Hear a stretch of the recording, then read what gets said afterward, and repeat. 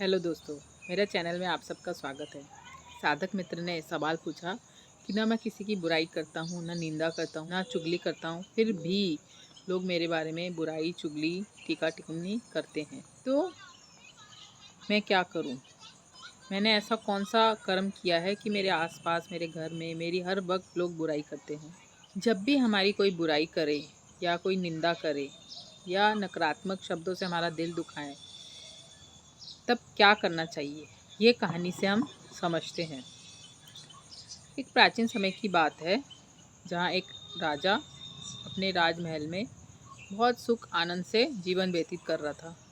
एक समय की बात है, वह राजा बहुत ज़्यादा निर्मोही और नास्तिक स्वभाव का था। उसने अपने जीवन में कभी दान दक्षिणा, कुछ ऐसे कर्म पाठ, पूजा पाठ, ये सब करने में उसे कोई खास ही दिलचस्पी नहीं थी। जैसा कि वो नास्तिक था, तो बाकी चीज़ों का तो सवाल ही नहीं उठता। उसी दौरान एक दफ़े की बात है, वह अपने राज्य में कुछ सैनिकों सिपाहियों के साथ विहार के लिए निकला कि हमारे राज्य में क्या क्या घटनाएं घट रही हैं, इस बारे में जानने की कोशिश करना चाहता था। जैसे आम बाबा दीक्षा पात्र लेके घूमते हैं, इसी तरह तो उसी वक्त कोई एक बाबा भिक्षा पात्र लेके उस तरफ से जा रहे थे। तो वह बाबा ने उस राजा से कहा कि कुछ दान दक्षिणा मुझे दे दो। तो राजा ने उस बाबा से कहा, मैं ये दान दक्षिणा के नियत का आदमी नहीं हूँ। मैं इन सब चीज़ों में बिलीव नहीं करता, विश्वास नहीं करता। ना मैंने कभी दान दक्षिणा की है और ना ही ये मेरे स्वभाव में है।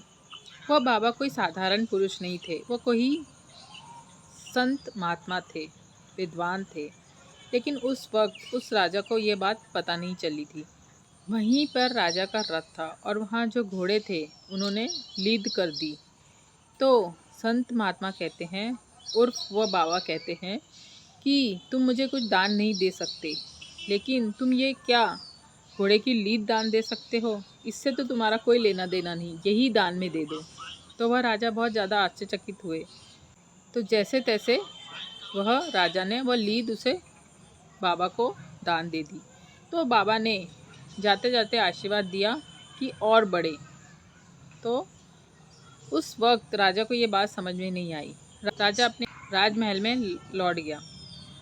राजा अगले दिन जब सुबह उठा तो आसपास उसको बहुत ज़्यादा दुर्गंध आ रही थी। उसने बाहर उठकर झांका तो वह दुर्गंध कुछ और नहीं, घोड़ों की लीद के पहाड़ बन चुके थे। उस घोड़े की लीद की उसको दुर्गंध आ रही थी। राजा को बहुत अजीब सा महसूस हुआ कि ये लीद के पहाड़ कैसे बन गए हैं। तो फिर वह काफ़ी समय सोच विचार में पड़ा रहा और फिर बाद में उसके ख्याल में ये बात आई कि मैंने एक बाबा को घोड़े की लीद दी थी और वो घोड़े की लीद जाते जाते बाबा ने कहा कि और बढ़ जाए। तो उसे ये बात उसके जहन में घूमी।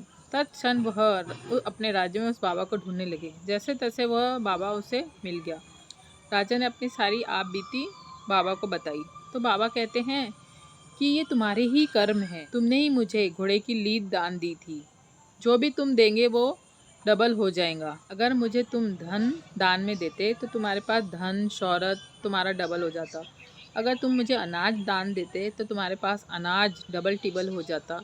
तुमने मुझे कुछ और दान नहीं दिया, सिर्फ एक घोड़े की लीद तुमने दान दी, तो वह डबल टिबल हो गया। राजा को अपनी गलती का एहसास हुआ कि ये मेरा ही कर्म फल है, जो मैंने दिया वही मुझे वापस लौट के मिल गया। तो राजा ने उस बाबा से क्षमा मांगी और वह राजा को एहसास हुआ कि ये कोई आम बाबा नहीं है, ये बिरले साधु महात्मा हैं। तो जैसे ही वह उनको प्रणाम किया और कहा कि मुझे ऐसा उपाय बताएं जो मैं इस समस्या से छुटकारा पा सकूं। वह बाबा कहते हैं कि अगर तुम्हें ये समस्या से निवारण चाहिए तो एक शर्त पे ही तुम्हें मैं समाधान दे सकता हूँ। अगर तुम कोई भी सवाल ना पूछो जब तक कि समाधान ना मिल जाए। तो राजा कहता है कि यकीनन मैं ऐसे ही करूँगा, जब तक मुझे समाधान नहीं मिल जाएगा मैं आपसे कोई प्रश्न नहीं करूँगा।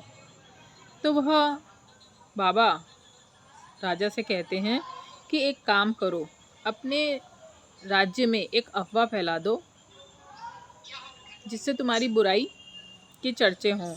हर तरफ अपनी बुराई के चर्चे की खबर फैला दो। तो कुछ राजा ने इसी तरह से अपनी हर तरफ बुराई हो इस तरह की बातें फैलाना शुरू कर दिया। तब फिर सब तरफ पूरे राज्य में राजा की बुराई होने लग गई। फिर अगले दिन राजा सुबह उठा और देखा वहाँ कुछ उसको ऐसी कोई दुर्गंध नहीं महसूस हुई। फिर बाहर जाके उसने देखा तो वह जो घोड़े की लीद थी वह गायब हो गई, ख़त्म हो गई। वहाँ चमत्कार उसे महसूस हुआ कि ये क्या चमत्कार है। फिर वो आश्चर्यचकित हुआ कि घोड़े की लीद कैसे अचानक गायब हो गई। फिर वह बाबा के पास गया और बाबा से पूछता है कि मुझे समझ नहीं आया ये क्या हुआ। फिर बाबा कहते हैं जो तुमने बुराई की चर्चे अपनी अफवाह फैलाई थी इसमें सारे राज्य के प्रजा भागीदार हो गए, तुम्हारे कर्म बंधन में वो भागीदार हो गए।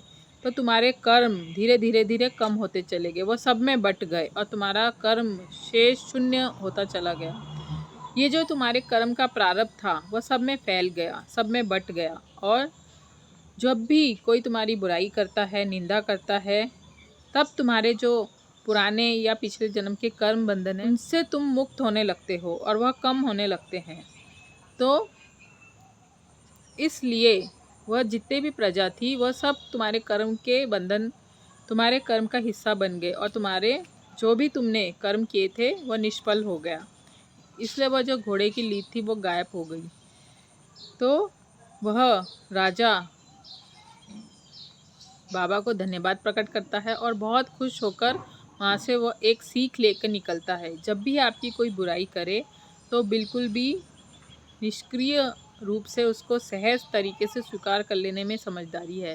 अगर आपने उसका प्रतिक्रिया की तो आप फिर से उस कर्म बंध के हकदार हो जाएंगे। सारे कर्म के हकदार वह जितनी भी प्रजा थी उनके थोड़े थोड़े हिस्से में आ गई। दुख तकलीफ़ें आई, कोई रो रहा, कोई किसी को और तकलीफ़ें आ गई। तो ये सारा कर्म बंधन का चक्रव्यूह है। अगर कोई भी तुम्हारी बुराई करता है, निंदा करता है, तुम्हारे बारे में बुरा भला कहता है तो उसको धन्यवाद दो। तो वह राजा बहुत खुश होकर वहाँ से धन्यवाद दे के चला गया।